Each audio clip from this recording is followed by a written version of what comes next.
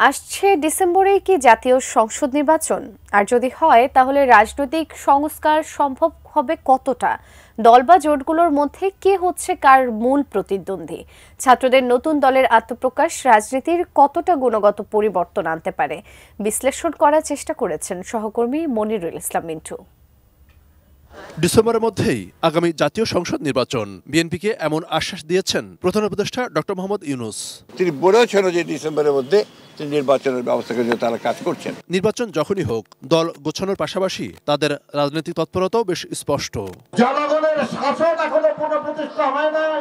সংস্কার, নির্বাচন এবং সংসদে প্রতিনিধিত্বের ধরন নিয়ে রাজনৈতিক দলগুলোর মধ্যে মতবিরোধ দিন দিন স্পষ্ট হয়ে উঠছে। কোনো কোনো ক্ষেত্রে বিএনপি জামাতের অবস্থান দুই মেরুতে। স্বাস্থ্যকর অল টাইম ফ্যামিলি কেক, সব সময় অল টাইম হেলদি লাইফ।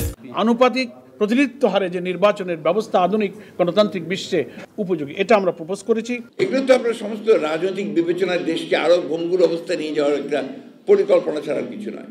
এরই মধ্যে বৈষম্য বিরোধী ছাত্র আন্দোলন ও নাগরিক কমিটির উদ্যোগে নতুন দল আত্মপ্রকাশ করতে যাচ্ছে। জাতীয় নাগরিক কমিটি সারা দেশে রাজনীতির নতুন যে ভাষার কথা বলছে, সেই ভাষার উপরে ভিত্তি করে রাজনৈতিক দল হবে।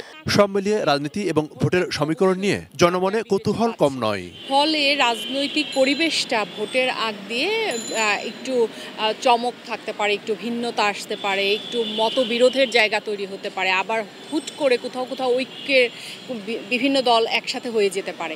বিএনপির একটি ধারা হবে, বিএনপি তার সহযোগী জামাত ইসলাম এবং অন্যান্য তার সহযোগী দল নিয়ে একটি ধারা, এবং যে ছাত্র গণ অভ্যুত্থানে যারা নেতৃত্ব দিয়েছে ছাত্র নেতৃত্ব, জাতীয় নাগরিক কমিটি, তাদের নেতৃত্বে একটি ধারা হবে। আপাতত রাজনীতির মাঠে দৃশ্যমান হওয়ার সুযোগ না থাকলেও নির্বাচনের মাঠে আওয়ামী লীগের একটা প্রভাব থাকতে পারে বলে মনে করছেন এই সিনিয়র সাংবাদিক। যেহেতু আওয়ামী লীগ মাঠে নেই, এখন জামাত ইসলাম মনে করছে যে বিএনপির বিরুদ্ধে তার দাঁড়ালেই সে জনগণের সমর্থন পাবে।